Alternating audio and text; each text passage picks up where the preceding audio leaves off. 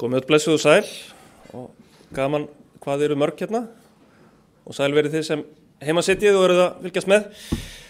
Í janúar, skömmu eftir að ég tók við embætti, þá sendi ég Umhverfis- og Orkustofnun erindi og óskaði eftir því að tekin yrði saman sérstök greining á þróun raforkuverðs á undanförnum árum. Að leitað yrði skýringa á þessum hækkunum sem hafa orðið á síðustu misserum og helstu drifkröftum þeirra og hvernig þessar hækkanir var að koma við heimili og fyrirtæki. Umhverfis- og Orkustofnun fór á stað og það má kannski segja að vinnan hafi undið töluvert upp á sig og hér eru við núna með skýrslu sem kannski talsvert stærri og ítarlegri heldur en mig óraði fyrir þegar verkefnið fór á stað og það búið að vera spennandi að fylgjast með þessari vinnu. Ég ætla að eftirláta Hönnu Björgu og gesti hjá Umhverfis- og Orkustofnun að fara yfir helstu niðurstöður skýrsluna hér á eftir. En það sem ég vil kannski draga fram hér í þessum stutta inngangi að þótt raforkuverð hafi hækkað talsvert á síðustu misserum þá hefur stóra myndin ekki breyst og við erum í algerri lykilstöðu með okkar sterka og samkeppnishæfa raforkukerfi á Íslandi. Raforkuverð heimila hefur haldist miklu lægra hérna heldur en í löndunum í kringum okkur og eins og dregið fram í skýrslunni þá hefur fyrir dæmigert heimili raforkukostnaður milli 2020 og 2025 á föstu verðlagi hækkað innan við 0,1% af tekjum. Ég ætla bara að segja þetta aftur að því þetta skiptir máli. Á árunum 2020 til 2025 hefur raforkukostnaður dæmigers heimilis á föstu verðlagi hækkað innan við 0,1% af tekjum. Og raforkuverð hér hefur verið að meðaltali 40% lægra heldur meðaltalið í Evrópu síðustu ár, í evrum á hverja kílóstund. Og ef við leiðréttum svo fyrir mismunandi tekjustigi landa fyrir árið 2024, þá kemur í ljós að af öllum löndum Evrópu var kaupmáttur heimila gagnvart raforku langmestur á Íslandi. Orkukaupmáttur heimila á Íslandi 2,5-falt meiri heldur en orkukaupmáttur heimila í Evrópusambandinu. Og þetta ótrúleg staða og á mér sem orkumálaráðherra hvílir sú ábyrgð að viðhalda þessari stöðu og styrkja hana enn frekar, tryggja að Ísland verði áfram samfélag þar sem heimili og fyrirtæki hafa öruggan aðgang að raforku á viðráðanlegu verði. Þannig viljum við hafa það. Og þannig ætlum við líka að hafa það, en það gerist ekki af sjálfu sér. Það kallar núna á aukið framboð á næstu árum af raforku. Það kallar líka á kraftmeiri uppbyggingu flutningskerfisins og þess vegna erum við að vinna núna hörðum höndum að því að stytta afgreiðslutíma og auka málshraða í stjórnsýslu umhverfis- og orkumála, bæði með laga- og reglugerðarbreytingum en líka með breyttum verkferlum hjá Umhverfis- og Orkustofnun sem getur núna afgreitt mál að jafnaði 50% hraðar heldur en áður tíðkaðist. Og hér eru starfsmenn stofnunarinnar að vinna algjört kraftaverk. Gestur Pétursson forstjóri mun fara betur yfir þessar breytingar sem hafa orðið hjá stofnuninni á síðustu mánuðum í samræmi við stefnu nýrrar ríkisstjórnar. Og það sem þessar breytingar sem að verða hjá stofnuninni þýða að nú geta stjórnvöld líka unnið mjög hratt niður stabban af eldri málum sem höfðu hrannast upp á síðasta kjörtímabili. Við þekkjum dæmin af 18 mánaða bið eftir leyfi vegna Hvammsvirkjunar til dæmis. Þetta á að heyra sögunni til núna með breyttum verkferlum hjá stofnuninni, með breyttum umboðsreglum og nýju vinnulagi. Og ég veit líka að með aukinni snjallvæðingu, með aukinni samvinnu milli ráðuneytisins og stofnunarinnar og stjórnkerfisins í heild þegar kemur að gagnamálum og svo auðvitað með þeim lagabreytingum sem við höfum lagt fram á þinginu, þá munum við ná ennþá meiri árangri á næstu árum og þetta bara byrjunin. En þetta skiptir auðvitað gríðarlegu máli að þau 4 frumvörp sem ég hef lagt fram á núverandi þingi nái fram að ganga. Þetta eru 4 frumvörp sem miða öll að einföldun regluverks í orkumálum og þarna erum við að mæla meðal annars fyrir sameiningu mismunandi leyfa, fækkun viðkomustaða, skilvirkari rammaáætlun og forgangsmeðferð stórra virkjunarframkvæmda. Eitt þessara þingmála verður samþykkt í dag, geri ég ráð fyrir, frumvarpið sem felur í sér löngu tímabærar breytingar á lögum stjórn vatnamála, það sem verið að hnykkja á og leiðrétta atriði sem hefði átt að vera búið að laga fyrir löngu og sem hafði verið varað við að þyrfti að laga. Og þetta frumvarp sem þá til þess fallið að eyða óvissu Hvammsvirkjun og aðrar framkvæmdir sem fela í sér breytingu á vatnshloti. Og hér hef ég talað framboðshlið orkumálana, en svo eru líka grundvallarbreytingar í vændum varðandi umgjörð raforkumarkaðarins í heild. Fyrra frumvarpið okkar af tveimur raforkuöryggi, það er á dagskrá Alþingis í dag. Það er komið út úr nefnd, komið í aðra umræðu, þar eru sett fram viðmið það hvað felist í raforkuöryggi, þar eru við líka að mæla með afdráttarlausum hætti fyrir forgang heimila og mikilvægra samfélagsinnviða á tímum orkuskorts og skömmtunar, sem er gríðarlega brýnt og kannski brýnna heldur en margur gæti haldið vegna þess að þetta er ekki fjarlægur möguleiki. Landsnet dregur þetta fram með mjög skýrum hætti í sinni skýrslu kerfisjöfnuð og áætlar að það séu að óbreyttu meira en helmings líkur á að svona ástand komi upp á næstu 4 árum. Það er að segja að óbreyttu. Í þessu frumvarpi eru við líka að styrkja enn frekar möguleika Landsnets til kerfisstjórnunar og svo er hnykkt á því að viðráðanlegt verð sé hluti af skilgreiningunni á raforkuöryggi, sem eru mjög mikilvæg skilaboð frá löggjafanum. Við munum svo tryggja enn betur forgang heimila að raforku með frekari lagabreytingum á næsta þingi, enda er þetta áhersluatriði í stefnuyfirlýsingu ríkisstjórnarinnar og þetta harmonera líka mjög vel við það sem er boðað í skýrslunni sem við erum að kynna hér í dag, að raforkueftirlitið mun framvegis birta uppfærða umfjöllun stöðu og viðmið raforkuöryggis til þess að auka upplýsingar möguleg áhrif á verðmyndun í heildsölu og tryggja að staðan sé innan vikmarka. Og þetta er einmitt það sem við erum að mæla fyrir í frumvarpinu raforkuöryggi. Annað sem er fjallað sérstaklega í þessari skýrslu sem er kynnt í dag er mikilvægi þess að það séu settar hátternisreglur í markaðsviðskiptum með raforku. Og það gleður mig að geta greint frá því hér að frumvarpið okkar þetta, frumvarpið svokallað REMIT-regluverk, það var tekið út úr atvinnuveganefnd fyrir helgi, nefndarálitið tilbúið og það ætti ekkert að vera því til fyrirstöðu að það klárist á þessu þingi.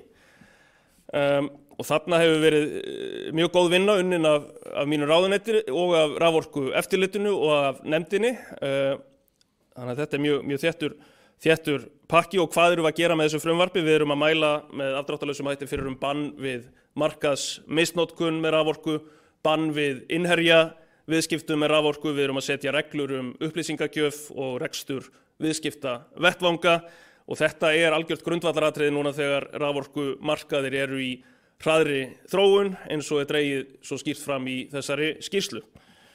En ég ætla ekki að hafa þetta lengra núna, eins og ég nefndi í upphafi þá erum við í þeirri öfundsverðu stöðu að eiga sterkt og samkeppnishæft raforkukerfi, en til þess að viðhalda þeirri stöðu þá þurfum við bæði að styrkja umgjörð raforkumarkaðarins með þessum lagabreytingum sem ég fór yfir, en líka að auka framboð jafnt og þétt á komandi árum með einfaldara og skilvirkara regluverki og sterkari stjórnsýslu orkumála. Nú ætla ég að gefa Hönnu Björgu Konráðsdóttur orðið en hún er sviðsstjóri raforkueftirlitsins. Takk fyrir.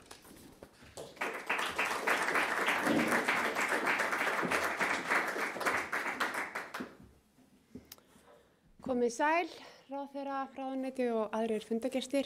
Ekki gaman að sjá hvað þeir eru mörg og gáttið komið og verið með okkur í dag að fara yfir þessa skýrslu sem ég ætla að kynna hér í dag þróun raforkukostnaðar og áhrif á notendur. Uppbygging kynningarinnar er hér á meðfylgjandi mynd sem að fara aðeins yfir tilurð verkefnisins, helstu niðurstöður, tillögur til úrbóta og aðgerðir sem að Raforkueftirlitið hefur ákveðið að ráðast í og síðan nokkur orð framtíðarsýn og næstu skref. Ef við förum aðeins yfir aðdragandan þá minntist nú ráðherra á það að í lok janúar þá óskaði umhverfisorku og loftslagsráðuneytið eftir greinargerð þróun raforkukostnaðar á Íslandi og áhrifum á neytendur og atvinnulífið. Tilefnið bæði vaxandi umræða þróun raforkuverðs í samfélaginu og að tryggt sé ákvarðanataka og aðgerðir í málaflokknum séu byggðar á traustum gögnum og greiningum. Markmiðið eru þetta að auka gagnsæi áhrif hækkunar með því að sýna hvernig kostnaðurinn dreifist á mismunandi notendahópa og að greina helstu orsakir hækkunarinnar. Ég vil nýta tækifærið og þakka ráðherra fyrir að færa raforkueftirlitinu þetta verkefni. Það hefur verið sérstaklega ánægilegt en auðvitað líka ákveðnar áskoranir. Er að ræða fyrstu opinberu greininguna sem birtist hjá nýrri sterkri stofnun, umhverfis- og orkustofnun og því ákveðin tímamót fyrir nýtt upphaf hjá stofnunni. Og jafnframt vísir að því sem að koma skal með bættum greiningum og gagnavinnslu. Í skýrslunni þá leitast við að varpa ljósi á það hvernig raforkukostnaður hefur þróast á árunum 2020 til 2025 og hverjir helstu áhrifaþættirnir eru og hvernig kostnaður skiptist á milli ólíkra notendahópa. Allt frá heimilum, minni og stærri fyrirtækjum, þar á meðal garðyrkjubændum og til stórnotenda á borði álver og gagnaver. Í greiningunni notast bæði við fast verðlag til að einangra raunverulega verðþróun og breytilegt verðlag til að endurspegla þann kostnað sem að notendur upplifa á hverjum tíma. Sérstök áhersla lögð á það þætti sem að hafa mótað þróun raforkuverðs.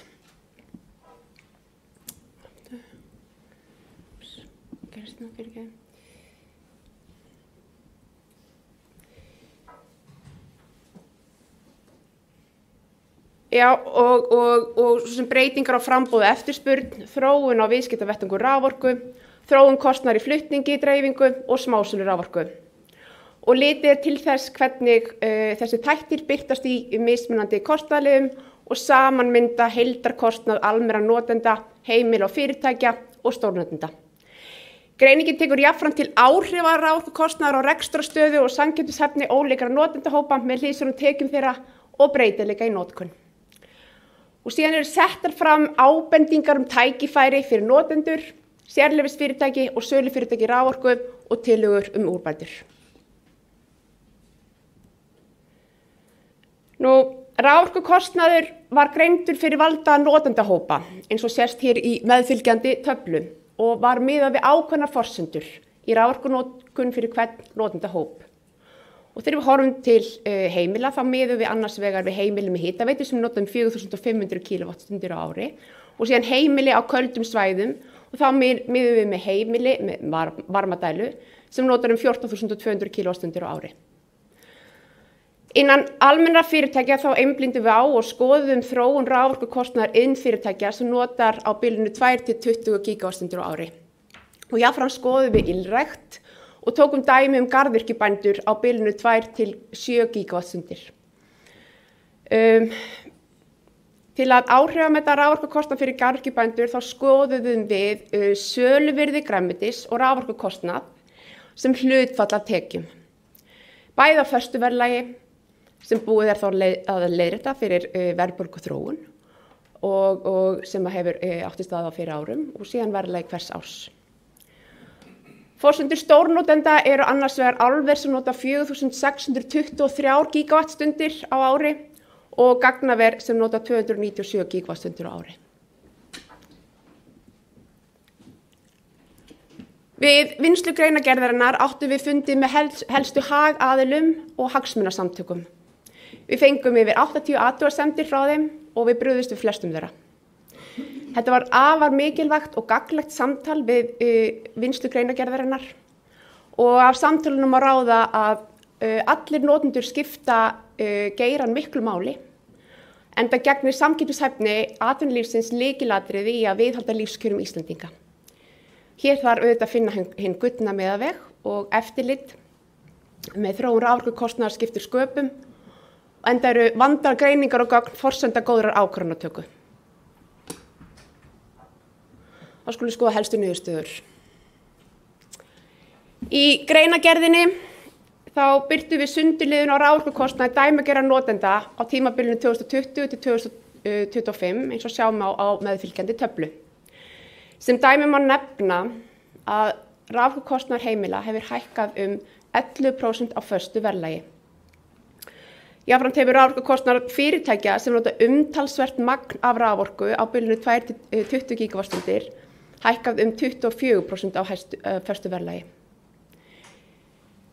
Niðurstöður benda einnig til þess að raforkukostnaður álvera í Bandaríkjadölum hefur hækkað 25% en kostnaður gagnavera hefur hækkað 54% bæði á föstu verðlagi. Samspil framboðs og eftirspurnar segir til verð á heildsölu orkumörkuðum eins og öðrum mörkuðum.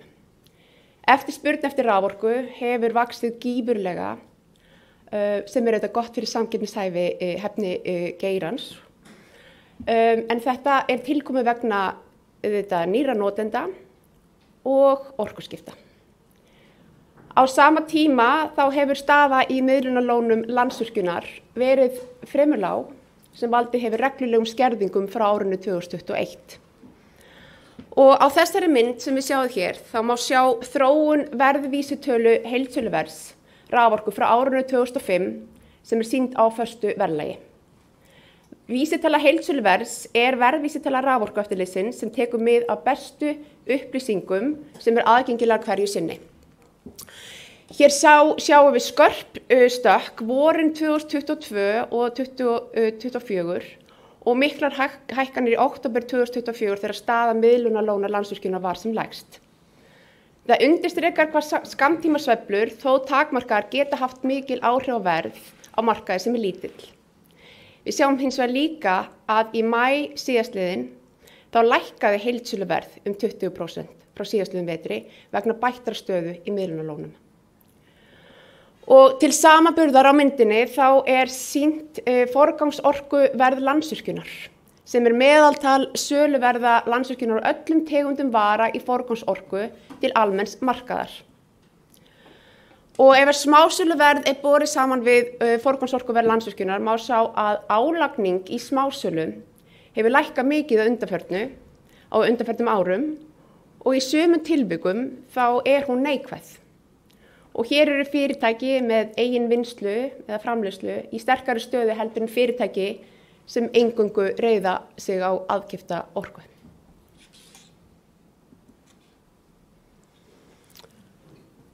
Fyrirkomulag verðmyndunar á heildsölu orkumarkaði hefur verið ógagnsætt í gegnum tíðina. En með tilkomu viðskiptavettvanga Vonarskars og Elmu gagnabirting aukin og aukið aðgengi að heildsölu orkumarkaðnum og þar með talið fyrir nýjum og fleiri aðilum til þáttöku sem eykur skilvirkni markaðarins. Á vinstri myndinni hérna sjáum við verðvísitölu heildsöluverðs á verðlagi hvers árs og hér þessi skörpu skil sem ég talaði áðan ennþá sýnilegri. Og þau má rekja til þess að flutningstöp voru keypt í miklu magni með stuttum fyrirvara vorið 2022 og 2024 og að þeim tíma var framboð afar takmarkað. Og síðan sjáum við miklar hækkanir í október 2024 þegar staða miðlunarlóna Landsvirkjunar var sem verst.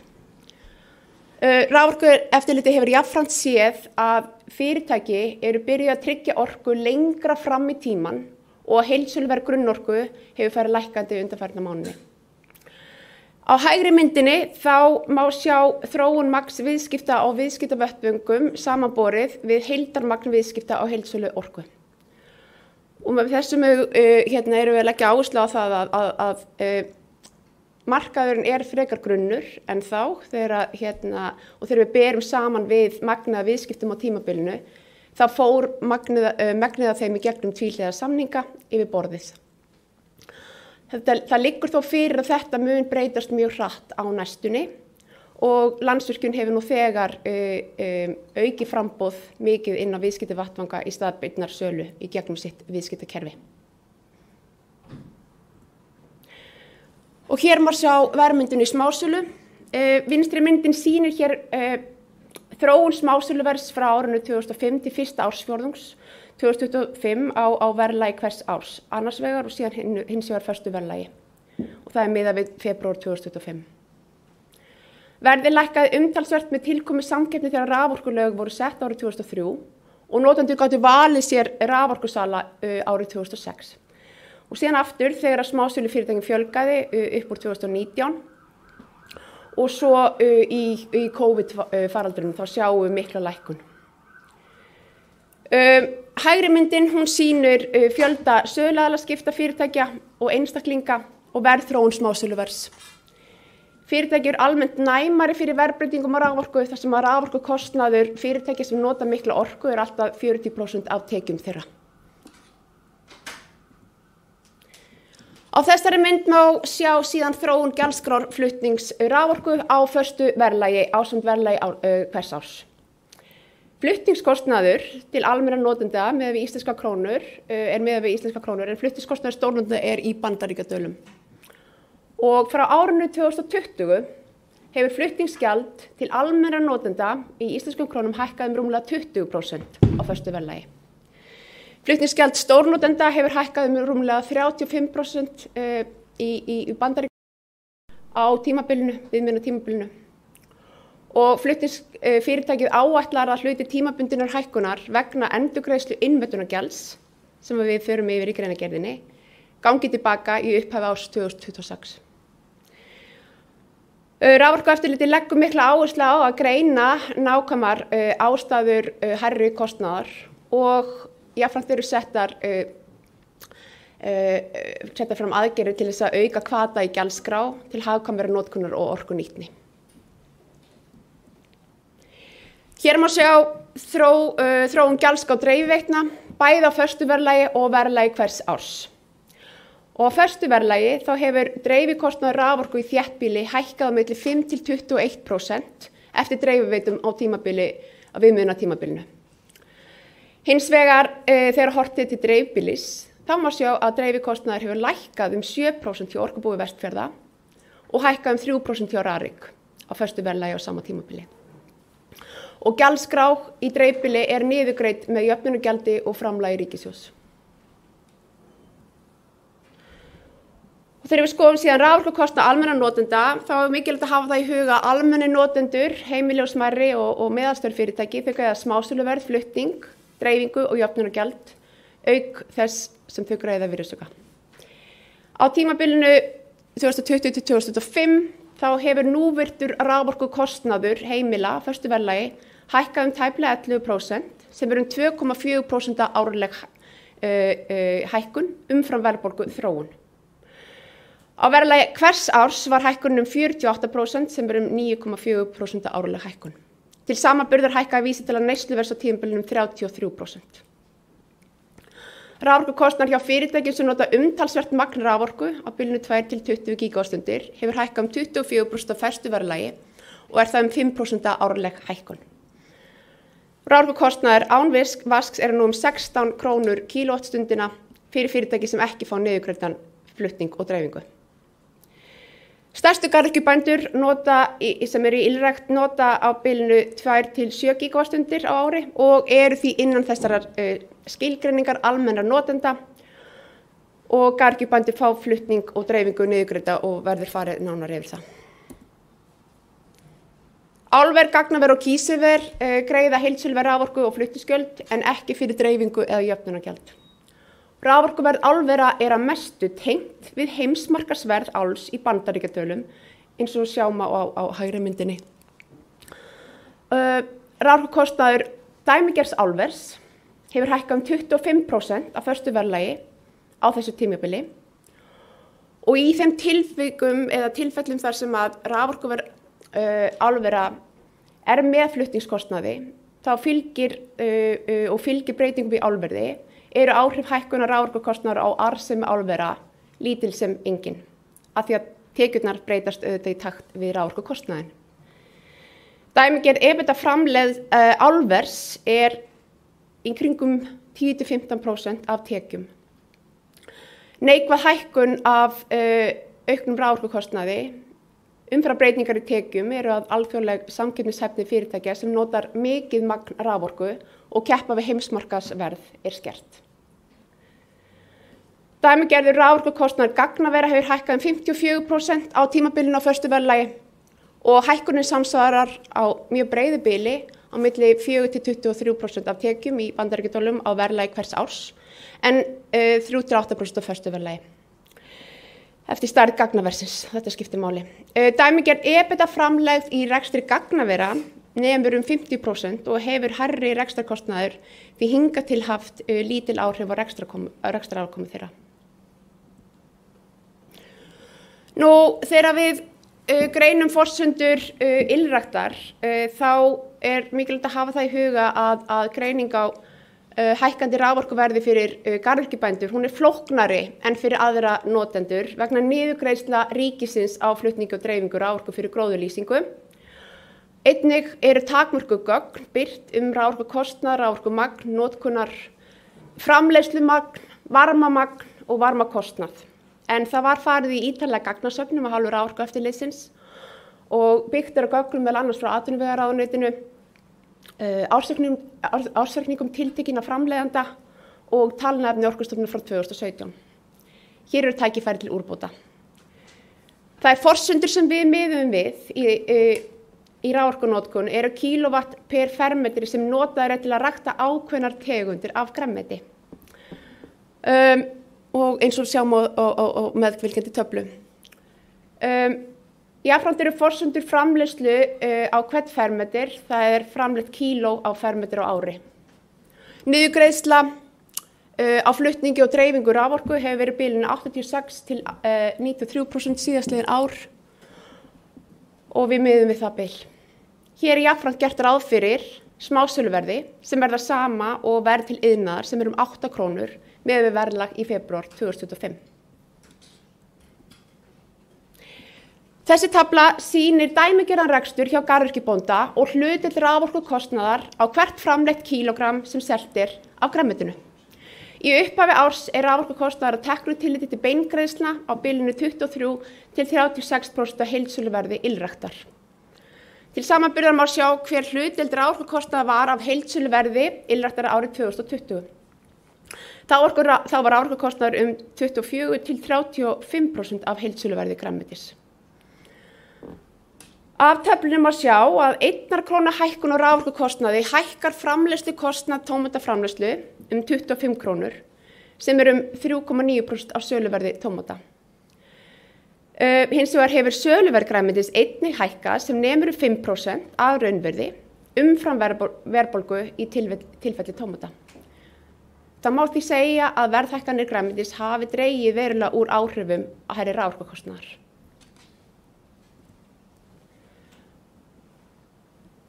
Þessi tafla sýnir áhrifamat á dæmigerða notendur á tímabilinu, viðmiðunartímabilinu, og hér sýnt samanburður á notkun, verðhækkunum á raforkukostnaði, hlutfall kostnaðar sem niðurgreiddur, tekjur og að lokum hlutfall verðhækkana af tekjum.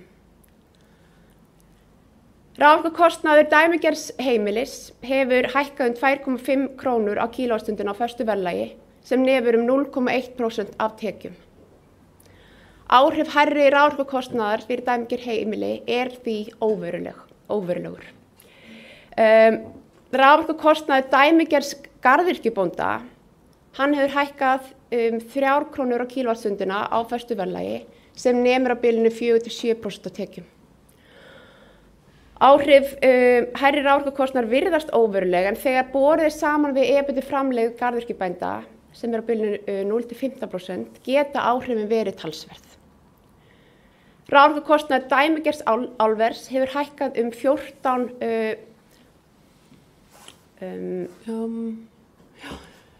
bandaríkjadala á megavattstundina á verðlagi hvers árs. Áhrif hærri raforkukostnaðar þó engin fyrir álver og eldri samningum sem ekki hafa endursamið, þar sem raforkuverð tengt við álverð og hærri raforkukostnaður álvera endurspeglar því ekki endilega verri rekstrarafkomu þeirra. Raforkukostnaður dæmigerðs gagnavers hefur hækkað $29 megavattstundina á verðlagi hvers árs. Raforkukostnaður sem hlutfall af tekjum á milli 4–23% eftir stærð gagnavers, en samkvæmt ársreikningum nemur EBITDA framlegð gagnavera 50% og því teljast áhrif hærri raforkukostnaðar vera óveruleg. Hér sýnum við jafnframt sviðsmynd og sem kemur fram í greinargerðinni þar sem álver greiða sama raforkuverð og gagnaverð sem hækkun upp á 3,4 krónur kílóvattstundin og næmi þessi hækkun því 15% af tekjum álversins. Samkvæmt ársreikningum er dæmigerð EBITDA framlegð álvera 10–15% af tekjum og samanborið við 50% hjá gagnaverum og þessi sviðsmynd sýnir að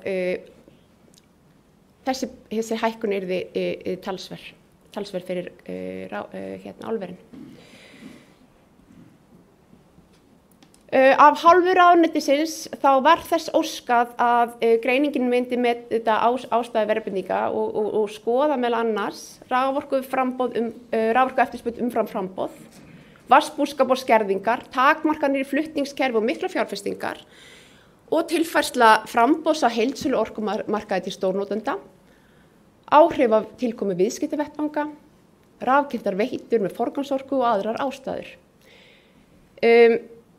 Þetta farið ítarlega yfir í greinargerðinni en mér langaði aðeins að koma inn á greiningu raforkueftirlitsins á málefni sem hefur verið í mikill umfjöllun undanfarin ár. Umræðan snýr að mögulega tilfærslu á orkunotkun milli hópa notenda á raforkumarkaði, það er að segja frá almennum markaði til stórnotenda. Og raforkueftirlitið fór yfir gögn sem ná yfir árið 2019 til 2024 og farið var yfir orkukaup stórnotenda og þau borin saman við gildandi samninga á hverju ári. Árleg orkunotkun hvers stórnotenda voru sem sagt borin við samningsbundið orkumagn í samningum viðkomandi aðila á sama ári með tilliti til skerðinga Landsvirkjunar. Og þannig markmið að greina hvort að orkufyrirtæki hefðu fært sölu til annarra notendahópa. Almennt má segja að stórnotendur eru að nýta sína samninga vel og eru innan samningsmarka. Og við greininguna komu engar skýrar vísbendingar fram að tilfærsla milli notendahópa frá almennum markaði til stórnotenda hefði átt sér stað. Þvert á móti bentu niðurstöður til þess að stórnotendur væru að nýta samanlegar heimildir sínar til samningum orkukaup innan ramma gildandi laga og reglna. Það má segja því að þessi mýta eða þessi umræða tilfærslu milli notendahópa virðist samkvæmt greiningu raforkueftirlitsins ekki eiga sér stoð. Í greinargerðinni eru síðan settar fram ábendingar tækifæri fyrir notendur, sérleyfisfyrirtæki og sölufyrirtæki raforku. Og aðgerðir sem að raforkueftirlitið ætlar að ráðast í og eru jafnvel sumar í vinnslu og jafnframt eru settar fram tillögur breytingar og regluverki. Til þess að bæta yfirsýn og eftirlit með skipulagi raforkumarkaðarins hefur raforkueftirlitið ákveðið að leggja aukna áherslu á gagnasöfnun og gagnavinnslu, sérstaklega varðandi viðskipti á heildsölu orkumarkaði. Eftirlitið mun safna upplýsingum verðmyndandi þætti á raforkumarkaði, virkni bæði á heildsölu smásölumörkum ásamt viðskiptavettvöngum og þetta er gert til þess að greina betur áhrif markaðs á þróun raforkuverðs. Fyrirkomulagi gagnaskila verður breytt í góðri samvinnu við hagsmunaaðila. Lögð verður mikil áhersla á samræmingu gagnaafhendingar sem bæði verður sniðið þörfum raforkueftirlitsins og síðan verður einföldun gagnaskila gagnvart þeim sem þurfa að skila upplýsingunum. Þetta mun auka greiningarhraða og nákvæmni ásamt því að tryggja skilvirkari viðbrögð við hugsanlegum frávikum. Skilgreina þarf í raforkulögum hátternisreglur í markaðsviðskiptum og fyrirkomulag eftirlit sem og viðurlag við brotum. Og nú hefur ráðherra minnst á það að búið er að afgreiða breytingar á raforkulögum sem að innleiða svokallaðar REMIT-reglur verið afgreiddar og nefnd og við erum auðvitað afar ánægð með þá niðurstöðu, fögnum því. Raforkueftirlitið mun birta uppfærða umfjöllun stöðu og viðmið raforkuöryggis og fara síðan yfir og fylgjast með notkun stórnotenda til að stuðla hlutlægari umræðu verðmyndun á raforku. Raforkueftirlitið vinnur á skilvirknisgreiningu á sérleyfisfyrirtækjum þessar mundir sem að skiptir máli fyrir upplýsingar og síðan að meta forsendur fyrir frekari ákvarðanatöku. Það er í undirbúningi gerð sérstakra skýrslu sem tekur til starfsemi sérleyfisfyrirtækja og með því að auka gagnsæi varðandi rekstur og fjárhags sérleyfisfyrirtækja mun slík skýrsla styrkja faglegan grundvöll raforkueftirlitsins þegar kemur að upplýsingagjöf og eftirfylgni.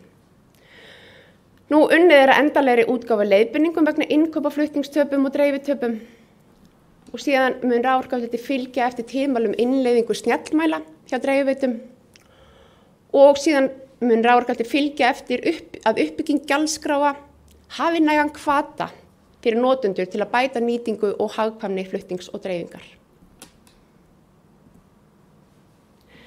Aukin gagnabirting, hún eykur möguleika á að greina stöðuna að hverju sinni, bregðast við með skjótari hætti og nýta orkuna betur.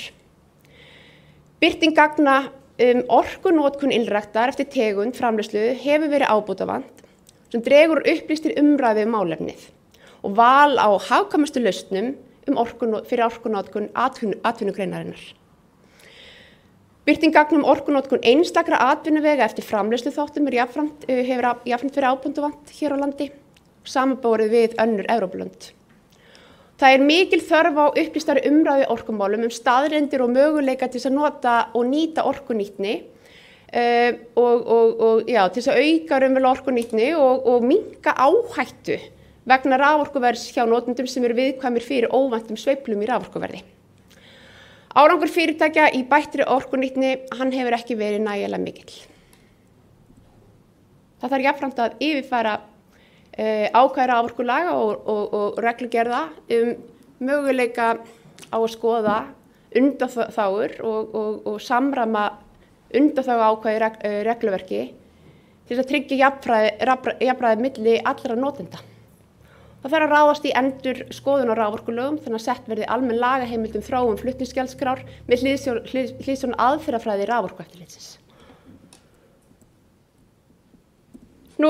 Það auðvitað von raforkueftirlitsins að þessi greinagerð, hún muni styðja við framtíðar stefnumótun stjórnvalda og hagsmunaaðila á raforkumarkaði og markmiðið auðvitað að bæta lífsgæði almennings á Íslandi. Og jafnframt að tryggja samkeppnishæfni atvinnulífsins. Það skiptir mjög miklu máli fyrir okkur öll og við erum svo sammála og samstiga í því að vernda þessa mikilvægu hagsmuni. Það verða framkvæmdar tíðari greiningar af hálfu raforkueftirlitsins og einstakir þættir verða teknir fyrir og greindir síðan sérstaklega. Þetta mikilvægt framlag af hálfu raforkueftirlitsins til að koma fram með reglulega upplýsingagjöf og auka greiningar, enda það mikilvægt að fylgjast með sanngirnishæfni raforkunotenda á Íslandi í anda markmiðsákvæða raforkulaga. Þessar greiningar eru grundvöllur fyrir faglega ákvörðunartöku í málaflokknum. Takk fyrir.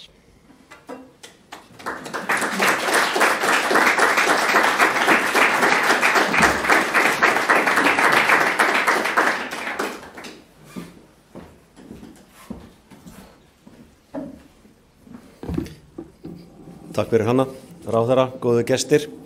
Ég ætla að fá að loka þessu hérna í dag með nokkrum orðum. Og eins og þið sjáið að þá hefur orka og kraftur verið leyst úr læðingi með nýrri stofnun og öflugri stofnun. Þessi stofnun hún byggð á sterkum grunni mannauðsins okkar og skýrri stefnumörkun stjórnvalda. Í dag eru 115 virkir vinnudagar frá því að stofnunin var til og það nóg að gera. Það mikill fókus á innra skipulag og tækifæri til að skapa ferla sem gerir fagfólkinu okkar kleift að ná afburða árangri og skilvirkni. Og líka til að skapa menningu þar sem þróun og vöxtur mannauðsins okkar í fyrirrúmi. Og það gerum við með sérstakri áherslu á umhyggju, hlýju og öllu því mannlega sem skilgreinir okkur umfram vélar, búnað og gervigreind. Okkar hlutverk að veita góða þjónustu til samfélagsins. Það að segja ríkisstjórnin, alþingi, almenningur, atvinnulíf, kjarafélög umhverfisverndarsamtök og margir fleiri. Okkar hlutverk jafnframt að vera öflugur og faglegur málsvari þeirra málefnaflokka sem okkur treyst fyrir og lúta að umhverfisgæðum í dag og til framtíðar, skynsamlegri auðlindanýtingu og metnaðarfullum loftslagsmarkmiðum Íslands. Staðan í dag sú að stofnunin hefur breytt innra skipulagi og umboðsreglum á þann hátt að skilvirkni við afgreiðslu, leyfa og umsagna rúmlega 60% meiri en áður, hefur aukist. Og við erum bara að bæta í. Og þetta höfum við gert án þess að bæta við starfsfólki. Þetta höfum við gert með því að vera með færra starfsfólk, heldur en var samtals að afgreiða leyfi og umsagnir áður hjá fyrirrennum umhverfis- og orkustofnunar. Við erum hins vegar ekki að skera við nögl raun og veru fjölda starfsmanna, við erum að fókusera á ferla og vera rétt mönnuð með réttu fólki í réttum sætum. Og dæmin eru fleiri, það er að segja að við erum að auka þessa skilvirkni, til dæmis þá móttókum við yfir 1500 umsóknir inn í loftslags- og orkusjóð og ég held að ábendingar og það sem hægt vera skilgreina sem kvartanir hafi verið færri en 20. Og það nokkuð bara vel gert.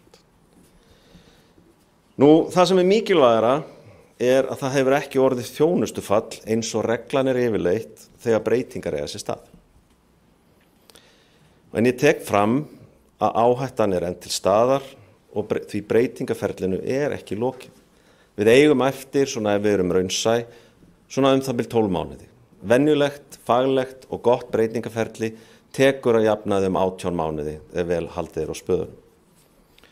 Framöndan næstu mánuði að þá áframhaldandi greining á tækifærum og hlutverki lúta skarpari yfirsýn þjónustuþáttastofnunarinnar, innra skipulagi, einföldu regluverks,